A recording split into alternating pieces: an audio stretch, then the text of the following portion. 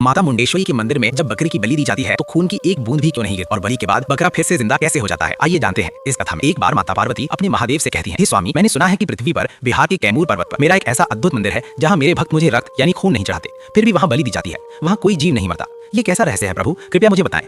महादेव मुस्कुराते हैं और कहते हैं, हे देवी, वो आपका ही अति प्राचीन और जागृत रूप माता मुंडेश्वरी का धाम है। सत्ययुग में चंड और मुंड नाम के दो भयंकर राक्षस थे। जब आपने चंड का वध कर दिया तो मुंड छिपने के लिए उसी कैमूर पर्वत पर चला गया।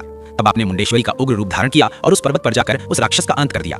लेकिन हे उमा, आप तो जगत जननी हैं, दया की देवी हैं। आपने क्रोध शांत होने के बाद अपने भक्तों को यह आदेश दिया था कि मेरे दरबार में कभी किसी निर्दोष जीव की हत्या नहीं होगी। माता पार्वती आश्चर्य से पूछती हैं, तो फिर वहाँ बलि कैसे दी जाती है स्वामी, और लोग इसे बलि क्यों कहते हैं?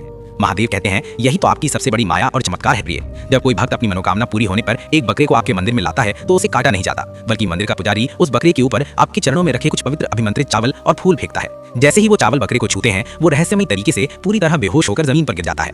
उसी बेहोशी को आपके दरबार में बलि मान लिया जाता है और उसके बाद जब पुजारी दोबारा उस बकरे पर मंत्र पढ़कर फूल और जल छिड़कता है तो वो बकरा अचानक होश में आ जाता है और अपने पैरों पर खड़ा होकर वहां से चला जाता है। विज्ञान भी हैरान है कि ऐसा कैसे होता है। वहां बलि तो होती है लेकिन एक भी जीव की जान नहीं जाती और ना ही खून की कोई बूंद गिरती है।